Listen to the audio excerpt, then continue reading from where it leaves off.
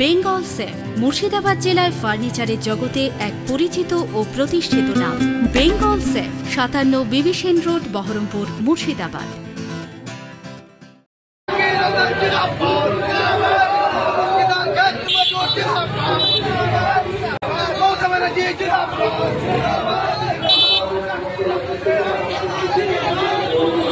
ধরনের মিটিং, সেই সমস্ত মিটিং এ খলিলুর সাহেব থেকে শুরু করে আকরুজ্জামান সাহেব থেকে শুরু করে এগিয়ে চলে আমরা তোমার পাশে আছি। জঙ্গিপুর পৌরসভার জয়েন করাবো, এটা আমাদের ইচ্ছা।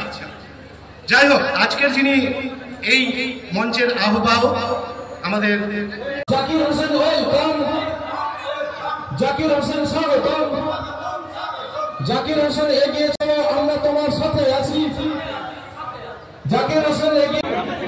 21 জুলাই বাংলার মা ডাক দিয়েছে তার প্রতিনিধি সভা, এবং আপনারা জানেন পুরো সভা নিয়ে ডলমাল। পরশুদিন আমাদের জেলা সভাপতি যিনি মানুষের কাজ করেন না, উনি আমার বিরুদ্ধে অনেক বড় বড় কথা বলেছেন। আপনারা জানেন কদিন আগে কানে মণ্ডল কি বেরিয়েছিল, উনি বলেছিলেন যে যত বড় টাকা তুলে এবং জাকির খেলা দাঁড়াতে পারে না, সে বলে আমি ভালো আছি, যে যত বড় তুলতে পারে, সে উনি বড় বড় কথা বলেছেন, তার পাল্টা উত্তর।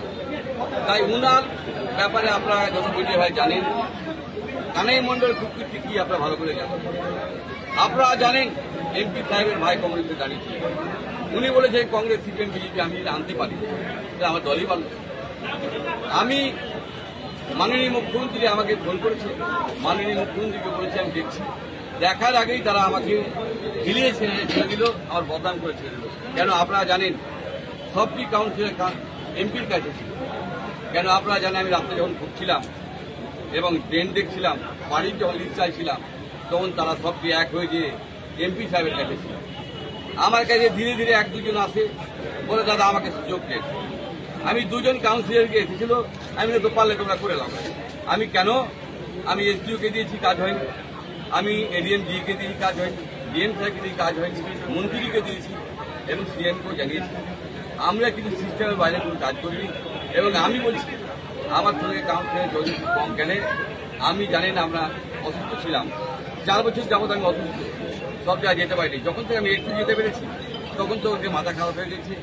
আমি যদি কোনো মিথ্যা কথা বলি, আপনারা 12, 11 এবং 20 আগে মিলান, বাকিটা তো মিলাবেন, অনেক 2 নম্বরই আছে। এই 3টা লিস্ট মিলান, আপনাদের দেখতে আমি লিস্ট দেখিয়ে দিচ্ছি।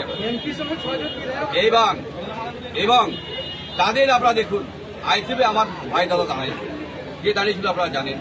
2-3 মাস আগে হারুয়াতে যখন হয়েছিল, যখন কানাই মণ্ডল যে বক্তব্য দিল, এমপি তখন কোন লোককে ডাকেনি, কোনো বক্তব্য দেয়নি, উনি চুপচাপ ছিলেন। তার মানে ব্যক্তিগত আমার উপরে আক্রোশ হয়। আমাদের মন্ত্রী সাহেব যখন কংগ্রেস থেকে তৃণমূলে আসে, কতগুলো প্রধান পাল্টিয়েছিল আপনারা জানেন। উনি বড় বড় লেকচার দিয়েছেন। ছুটিতে 16 থেকে 21 অব্দি কতটি প্রধান পাল্টিয়েছে আপনারা জানেন, আপনাদেরকে রেকর্ড আছে। তাই তারা কি বলেছে বেশি আমি কথা বলবো না, তাদের কথাগুলো শুনুন, তাদের উত্তর দিলাম যে তারা কি করেছে আর আমি কি করেছি। এবং আমি মানুষের সঙ্গে থাকি, মানুষের কথায় আছি। আমি আজকে যে লড়াই করছি সেটাও জনসাধারণ জন্য। চাকরিজীবীরা বাড়ি নিয়েছে, দোতলাওয়ালা বাড়ি নিয়েছে, পঞ্চায়েতে বাড়ি নিয়েছে, তার বিরুদ্ধে আমি করছি। সেই কারণে আমাকে একটাও কাউন্সিলর ছিল। দুজন আমাকে এসে বলেছে চান্স দিন দাদা, আপনি আমরা দেখছি। আমি দুজনকে বলি তোমরা যা ইচ্ছা করো, এইটুকু বলেছি, বাকি আমার জানা নেই। জেলা সভাপতি জানে, ওর 16টাই কাউন্সিলর ছিল, ওই ভালো করে উত্তর দিতে পারে। জঙ্গিপুর পৌরসভায় অনাস্থার পিছনে আপনাকে দায়ী করছে এবং ব্লক সভাপতিকে ডাইরেক্টলি। আপনারা এটা জানেন যে 16টা কাউন্সিলর, 15টাই ছিল আমাদের এমপি সাহেবের কাছে, আর 2 মাস আগে একটাও আমার কাছে ছিল। আপনারা এটা ভালো করে জানেন। দুজন আমাকে কোন রকম এন্ট্রি নিয়ে বললো যে আমরা দেখছি, আমরা করে দেব। আমি একটাই বলেছি যে তোমরা যা পারো করে নাও, কিন্তু আমি এতে ইনভলভ নেই, আমি জানি না। দেখেন এই পুরো যা হাল, তাতে পাল্টে দেওয়া ভালো। কারণ হলো যে আমি তো অলরেডি চেঞ্জ করার লেগে অলরেডি লিখে দিয়েছি, অলরেডি মন্ত্রীকে এবং ডিএমকে লিখে দিয়েছি ওকে চেঞ্জ করে দেওয়া। দেখেন চেঞ্জ হবে না হবে সেটা ওদের ব্যাপার। আমি এটা পুরো 100 নয়, কিন্তু চেঞ্জ হওয়া দরকার, আমি এটা বলতে পারি। কারণ হলো দেখেন আমি কাউন্সিলর সঙ্গে একদিনই ছিলাম না, কেন আমি আপনারা জানেন যে আমি অসুস্থর কারণে অনেক কিছু দুর্নীতি হয়েছে। সেই দুর্নীতিগুলো আমি ধরে ধরাতেই তারা আপনারা দেখলেন ভাইস চেয়ারম্যান মনে হচ্ছে উনি কন্ট্রাক্টর, উনি চলে গেলেন আমাকে বাধা দিলেন। আপনারা ভালো করে দেখেছেন, তর্ক করেছেন, আপনারাই খবর করেছেন। তাই আমি যখন চাইতে গেলে আপনারা দেখলেন যে কাগজটা দেখে নিন, বলছে এটা দিয়ে বানিয়ে নিয়েছে বিল ফর দ্য অর্ডার, যে আমি কোনো কাগজ না নিতে পারি।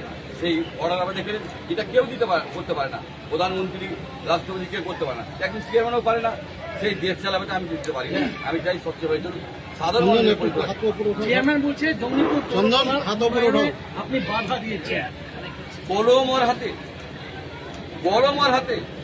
ওর কাছে সব কর্মচারী 450 দেয়া, বাধা দিলে ও কি করছিল?